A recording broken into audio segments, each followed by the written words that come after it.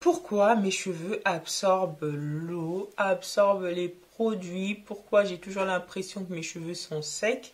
C'est à cette question que nous allons répondre dans cette vidéo. Le problème de la forte porosité, à quoi c'est dû, comment le traiter et est-ce que c'est possible de passer d'une porosité forte à une porosité normale? C'est ce que nous allons voir dans cette vidéo. Stay tuned.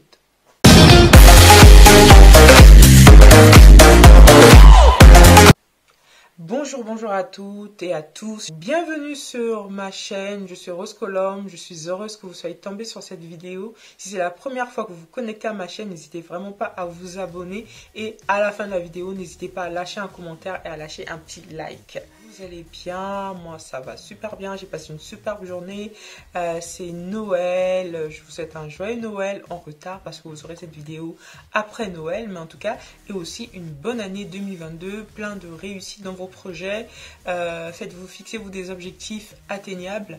Certains, des smart quoi. C'est quoi le spécifique, mesurable, atteignable et cadrable dans le temps et réalisable en tout cas. Atteignez vos objectifs pour l'année 2022. Je vous souhaite de bonnes choses. Alors, j'ai souhaité commencer cette année par cette vidéo. Comment traiter le problème de la forte porosité? Pourquoi j'ai toujours les cheveux qui sont très secs? Comment traiter ce problème-là? Donc, c'est ce que nous allons voir. Alors, c'est quoi déjà la porosité? Donc, je vais faire deux vidéos du coup. La première, c'est celle que je suis en train de faire aujourd'hui, qui va parler de la forte porosité. Et j'en ferai une deuxième sur la faible porosité. Pourquoi je fais ces vidéos? Parce que c'est important de connaître déjà sa porosité pour pouvoir du coup choisir les produits par la suite. Alors, j'ai fait ma dernière vidéo parler de comment réaliser un bon shampoing. Donc, je vous mets le lien juste là, vous pouvez aller la regarder. Mais pour faire le bon shampoing, il faut déjà savoir quel est le type de shampoing qui est adapté à vos cheveux.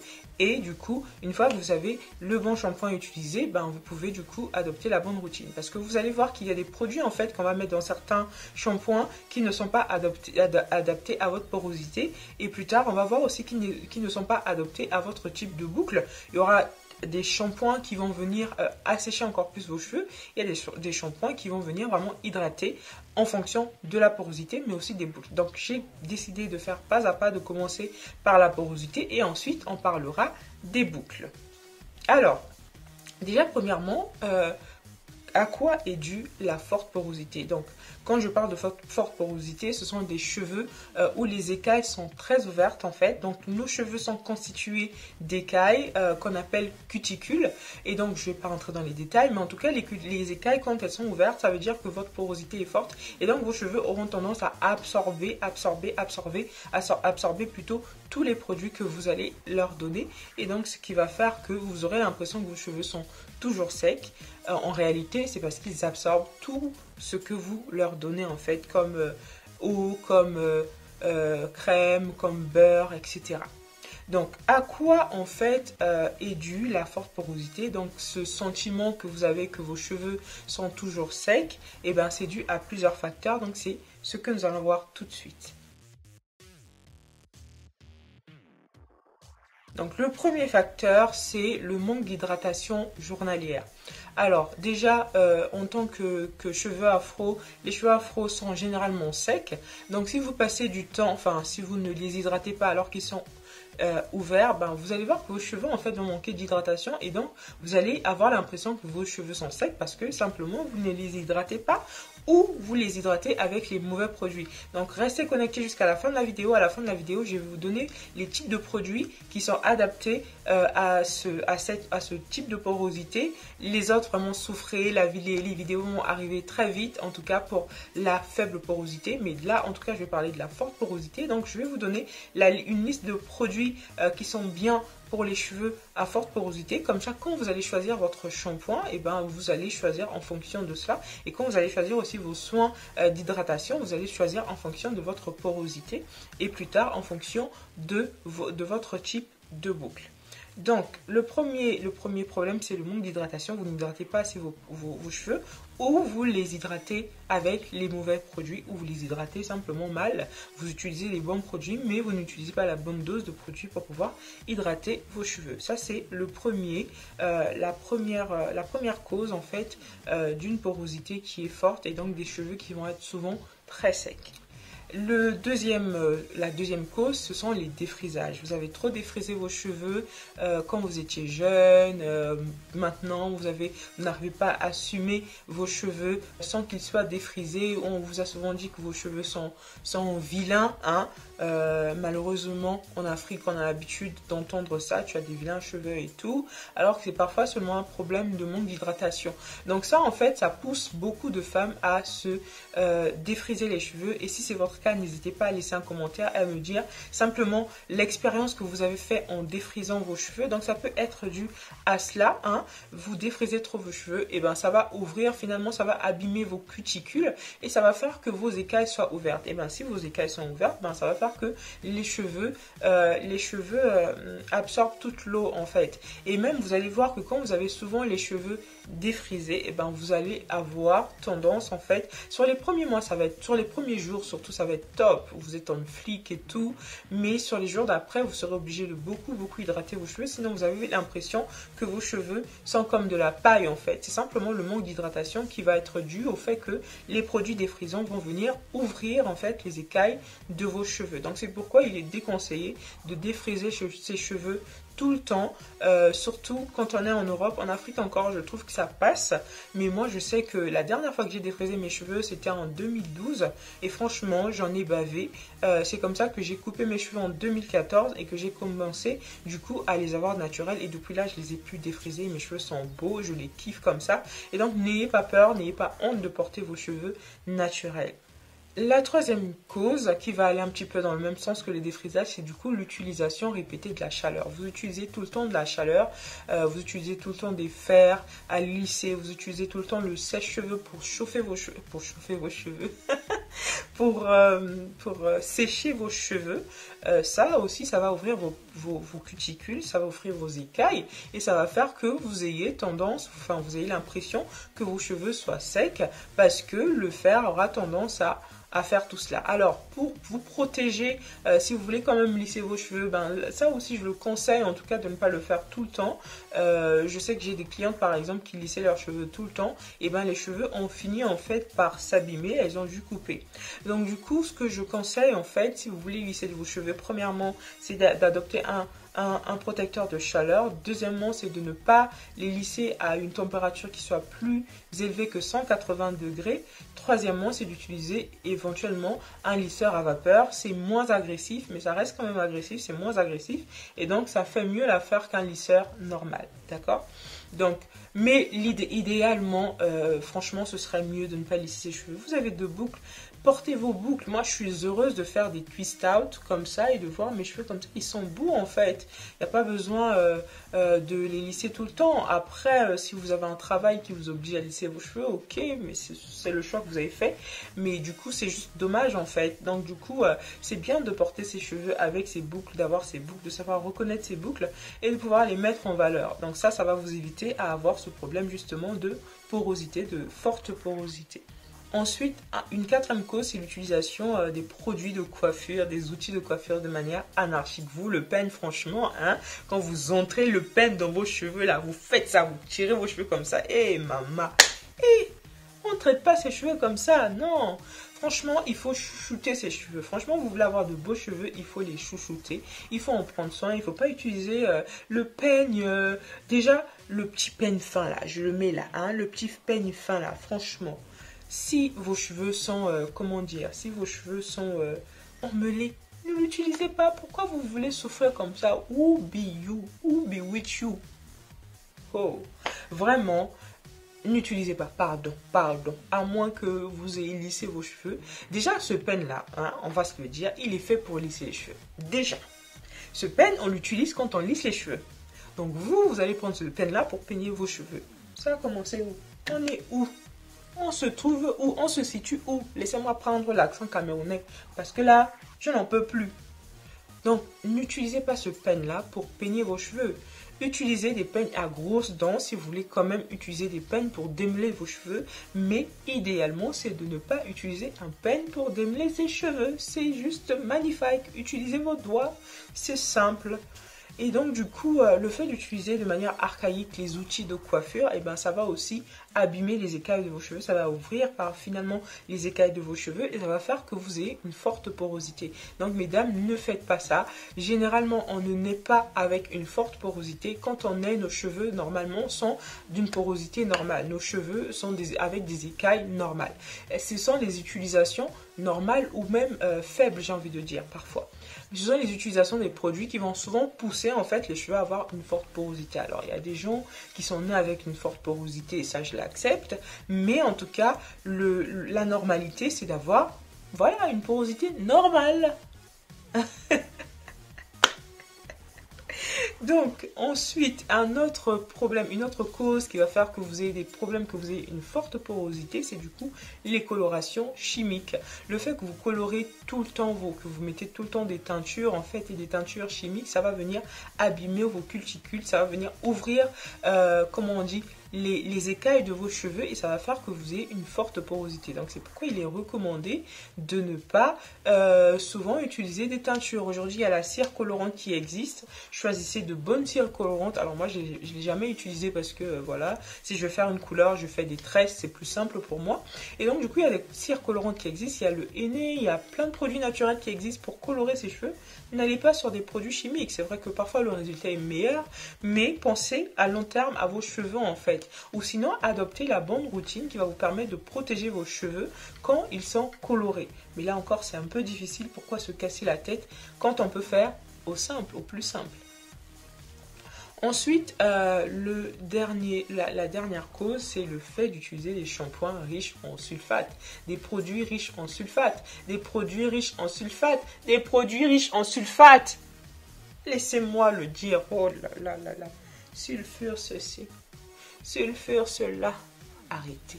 Donc le fait d'utiliser des produits, des shampoings avec sulfate, le fait d'utiliser les crèmes qu'on nous vendait souvent au marché, les crèmes jaunes là, je vais pas dire le nom, ça abîme, ça casse, comment dire, ça entraîne une forte porosité à vos cheveux. Donc je vous conseille de ne pas les utiliser. Partez, allez-y sur des produits naturels qui vont du coup apporter, qui vont faire du bien à vos cheveux.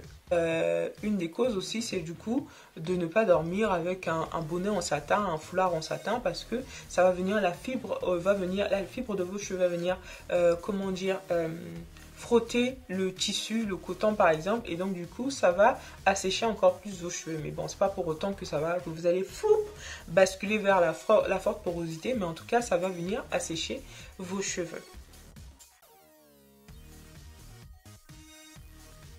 Donc deuxièmement, comment reconnaître que j'ai une forte porosité? Et bien c'est en faisant le test de porosité. Donc si vous êtes sur cette vidéo, c'est que vous savez déjà que vous avez une forte porosité, mais je fais quand même un petit récapitulatif. Donc les cheveux à forte porosité, ce sont des cheveux qui vont vite absorber l'eau. Par exemple, quand vous êtes sous la douche, vous mettez l'eau, mais tout de suite en fait après vous laissez quelques minutes, vous verrez que toute l'eau que vous avez mis en fait a été absorbée. Ou quand vous mettez vos produits, pareil, hein, vous ne pouvez pas tenir une journée avec des produits, vous avez mis le matin des produits, le soir, tout est parti. Alors que moi, par exemple, quand j'hydrate mes cheveux, là, je les ai hydratés ce matin. Je sais que ça pourra tenir jusqu'à dimanche. Je pourrais les recoiffer comme ça jusqu'à dimanche, à condition que je fasse mes nattes pour dormir, par exemple. Alors qu'il y en a, même si elles font leurs nattes, eh ben, les cheveux vont quand même s'assécher le soir. Donc ça, c'est comment reconnaître qu'on a un problème de forte porosité. Et aussi, vous allez finalement parfois avoir les cheveux très cassants parce que les écailles sont ouvertes et donc du coup, ça peut parfois casser vos cheveux. Donc maintenant, on va passer aux produits qui sont adaptés quand on a une forte porosité. Ces produits qui vont aussi vous permettre parfois de basculer vers une porosité normale. Donc je rappelle que quand vous faites vos soins, quand vous faites une routine, vous devez faire une routine en 5 étapes. La première étape, c'est du coup le soin avant shampoing, donc soit un masque, soit un bain d'huile en fonction de la porosité, en fonction de ses besoins, en fonction de ses goûts aussi. Hein. Moi, parfois, il m'arrive de faire des bains d'huile, il m'arrive de faire des masques, mais généralement, je fais un masque à l'aloe vera et ça, je vous le dis tout le temps. Donc, du coup, de faire un soin pré pour un shampoing, après un soin plutôt avant shampoing, de faire un shampoing, si vous faites un shampoing clarifiant, de répéter l'opération 2 fois, ou sinon si vous faites un co-wash, ben, une fois ça suffit. Donc le shampoing, ensuite on va faire l'après-shampoing. Donc l'étape du démêlant va vous permettre en tout cas de démêler vos cheveux. Donc pour avoir plus de détails, je vous prie d'aller voir la vidéo si vous ne l'avez pas encore vue sur comment réaliser un bon shampoing. Donc l'étape du démêlant va venir vous aider à démêler les cheveux. Et donc du coup, pour le shampoing, l'après-shampoing, le soin hydratant que vous allez utiliser après le shampoing et aussi les huiles que vous allez du coup utiliser ou les sérums que vous allez utiliser de manière quotidienne ou même pour venir sceller l'hydratation, et bien du coup vous allez choisir des produits qui vont correspondre à une forte porosité. Donc c'est pourquoi c'est important de connaître sa porosité pour vraiment choisir le shampoing et les produits qui sont adaptés en fonction. Donc quels sont déjà les produits que vous devez utiliser en fonction de votre forte porosité. En pré-pou, vous allez utiliser un masque protéiné. Pourquoi un masque protéiné? Parce que les masques protéinés, c'est le summum des protéines. Et quand vos cheveux ont une forte porosité, ils ont vraiment besoin de beaucoup de protéines. Et donc c'est pourquoi quand vous avez les cheveux à forte porosité, en soin avant shampoing, utilisez des produits des masques protéinés. Donc vous n'allez pas partir sur des bains d'huile parce que les bains d'huile, généralement ce sont des huiles légères que vous allez utiliser et donc du coup ça ne va pas faire grand chose en fonction de votre forte porosité. Donc vous allez utiliser par exemple un masque à la mayonnaise. Donc dans les œufs vous avez des protéines. Vous allez utiliser par exemple une huile ayurvédique. Donc les huiles ayurvédiques, vous avez l'huile de Nîmes, l'huile de fenugrec, l'huile de moutarde, pourquoi pas. Et donc du coup vous utilisez ces huiles là, mais du coup en masque protéiné. Donc vous mélangez par exemple ces huiles là avec des œufs, avec du beurre de karité par exemple. Le beurre de karité est un beurre assez, enfin c'est un beurre, c'est quelque chose de lourd. L'huile d'olive aussi vous pouvez utiliser. L'huile d'olive généralement ça va correspondre à tous les types de porosité, donc c'est pourquoi c'est une huile qui est géniale, qui est formidable. Donc vous pouvez aussi utiliser l'huile d'olive pour faire votre masque protéiné. Sinon simplement la mayonnaise. Donc vous allez dans votre réfrigérateur, vous prenez la mayonnaise, vous badigeonnez votre tête de mayonnaise, vous laissez reposer 30 minutes voire 1 heure et après vous passez du coup à l'étape du shampoing.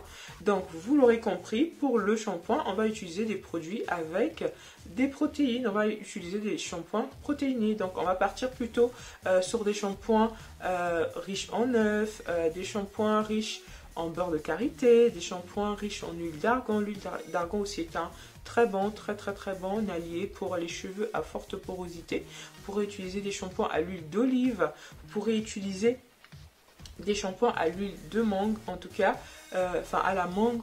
Ce sont généralement des shampoings aux fruits si vous voulez. Ce sont des shampoings qui vont apporter du coup de la protéine à vos cheveux, ou sinon des shampoings à la kératine. Mais on va un peu limiter les shampoings à la kératine parce que la kératine normalement c'est pour faire des soins particulier en fait, parce que normalement votre fibre capillaire a de la kératine et donc si vous en mettez en excès c'est pas trop bon pour le cheveu. Donc on va limiter la kératine à 1 à 2 utilisations toutes les 6 semaines par exemple. Donc vous utilisez ces produits pour le shampoing. Donc quand vous allez faire vos courses, vous lisez bien la liste des produits qu'il y a dans le shampoing et vous faites attention qu'il y ait du beurre de karité par exemple, ou qu'il y ait du beurre de mangue, de l'huile d'olive par exemple. Et donc du coup pour l'après-shampoing vous allez du coup utiliser un après-shampoing soit au coco soit au fenugrec. Donc là je vous donne deux listes, enfin deux exemples parfois pour que vous n'ayez pas trop d'exemples et que vous ayez acheté des produits comme ça. Je sais qu'il y a des gens qui vont avoir tendance à acheter trop de produits, moi-même je le faisais, parfois ça sert à rien. C'est bien parfois d'avoir un seul produit sur lequel on se tient et donc du coup de voir les résultats avec ces produits-là. Donc ensuite, vous allez du coup faire un soin de rinçage à la fin. Vous allez utiliser une lotion de rinçage. Donc vous avez mis l'après-shampoing au coco ou au fenugrec par exemple. Une fois que vous avez fait ça, vous pouvez utiliser un masque ou du coup une lotion de rinçage, une lotion au riz, le vinaigre de cidre par exemple, c'est très bien pour les cheveux à forte porosité. Donc vous utilisez ça, en fait ça va venir fermer les écailles de vos cheveux pour pouvoir du coup appliquer les produits plus tard. Parce que si vous ne faites pas le processus de la fermeture des écailles, et ben tous les produits que vous allez appliquer par la suite, ça va être absorbé en fait. Donc c'est pourquoi c'est vraiment important de suivre toutes ces étapes là quand vous faites votre routine de shampoing. Une fois que vous avez fait ça, et ben après vous allez du coup hydrater vos cheveux. Donc vous hydratez vos cheveux avec un leave-in, donc il faudrait que ce soit des crèmes épaisses en fait, des produits épais. Donc là je repars encore sur le beurre de karité. Le beurre de karité, quand vous avez une forte porosité, ça va vous permettre de garder quand même une hydratation sur quelques temps. Vous avez le beurre de mangue qui est très bien aussi. Non seulement ça sent bon, mais aussi ça a de bonnes vertus pour vos cheveux. Vous avez l'huile de coco, l'huile d'olive, donc vous pouvez les utiliser. Ça va vraiment apporter de l'hydratation à vos cheveux et vous pouvez venir sceller l'hydratation du coup avec, vous utilisez le leave-in soit avec un beurre, soit sinon simplement vous scellez l'hydratation avec une huile en plus de ce beurre de karité que vous avez mis. Donc l'huile d'olive par exemple plus le beurre de karité, c'est parfait. Après, vous adoptez du coup la routine normale pour hydrater vos cheveux tous les jours. Déjà ça va vous faire un grand point pour du coup hydrater vos cheveux et pour avoir moins de sécheresse dans vos cheveux. Bien évidemment, vous pourrez par la suite utiliser de l'eau avec du gel d'aloe vera. Vous pourrez utiliser par exemple des huiles, donc l'huile de mangue, l'huile de coco dont j'ai parlé tout à l'heure. Vous pouvez les utiliser dans la semaine ou même le beurre de karité pour hydrater vos cheveux. Vous verrez une nette amélioration et au plus vous aurez l'habitude de le faire, plus vos cheveux vont finalement, les écailles vont finalement se resserrer pour passer à une porosité normale. Et c'est ce que je souhaite pour vous, c'est que vous repassiez à une porosité normale. Donc là encore, ce qu'il faudra éviter pour finir, donc qu'est-ce qu'il faudra éviter pour ne plus avoir les cheveux secs? Et ben c'est premièrement d'éviter les sources de chaleur. Par exemple pour l'eau que vous allez utiliser pour votre shampoing, c'est préférable que ce soit une eau froide. Donc on ne va pas utiliser, comme je l'avais dit, pour les cheveux normaux, une eau à température de 37 degrés. On va partir sur une eau froide qui va permettre de fermer les écailles et de permettre du coup une meilleure hydratation de nos cheveux. Donc on va maximiser sur les produits protéinés et on va éviter les produits humectants. Donc les produits humectants c'est comme l'huile, le miel par exemple. Le miel par exemple ça sert à rien de mettre le miel en fait dans vos cheveux parce que le miel va faciliter le processus d'hydratation et donc si vos cheveux ont déjà ce processus facile d'hydratation, si vous rajoutez du miel en fait ça vient vous enfoncer. Donc c'est mieux de ne pas utiliser le miel, c'est mieux d'utiliser des produits protéinés, des produits à base d'œufs, bref, prenez ce que vous voulez, des produits à base de protéines de riz, des produits à base de protéines de blé. Vous privilégiez les huiles et les beurres dans le choix de vos produits. Donc voilà, je pense avoir fait le tour de tout ce que j'avais à vous dire sur les cheveux à forte porosité. Si vous appliquez ces conseils, vous verrez qu'au bout de 6 mois, quand vous n'utilisez pas la chaleur, vous n'utilisez pas de défrisant, vous n'utilisez pas les produits colorants chimiques, vous utilisez les bons produits, vous allez voir que petit à petit, vous allez repartir vers une porosité normale. Si vous avez la capacité de repartir vers des cheveux plutôt naturels qui sont normaux, après un défrisage, vous avez aussi la capacité de repartir à une porosité normale après avoir eu une forte porosité. Donc c'est possible, ce n'est pas impossible. Travailler à cela, c'est bien d'avoir une porosité normale. Vous n'avez pas à vous casser la tête, mais c'est en suivant vraiment cette routine que vous allez éviter à vos cheveux d'être trop poreux et que vous allez finalement avoir des cheveux qui ne sont pas secs en tout temps. Ça y est, on arrive au terme de notre vidéo qui a été assez longue, mais j'ai voulu vraiment vous expliquer en détail tout ce qu'il faut faire afin que vous puissiez adopter les bons gestes pour lutter contre la forte porosité et revenir petit à petit à une porosité normale et éviter d'avoir les cheveux secs. Vraiment, j'espère que cette vidéo vous a aidé, je le crois, parce qu'il y a tellement de femmes qui ont ce problème-là et je crois que cette vidéo vous a aidé. N'hésitez pas à mettre en commentaire ce qui vous a le plus marqué. N'hésitez pas à me dire, à me poser des questions, à faire des remarques et tout, hein, je suis preneuse. Et n'hésitez pas vraiment à m'envoyer un mail si vous voulez bénéficier d'une séance de coaching gratuite d'1 heure avec moi-même pour que nous puissions voir tout ça. Et après, si vous voulez aller plus loin, je reste disponible. N'hésitez pas aussi à liker, à commenter la vidéo à la fin quand vous avez fini de la regarder. N'hésitez pas à le faire. Je vous fais de gros bisous et je vous dis à très bientôt pour une prochaine vidéo. Bye bye!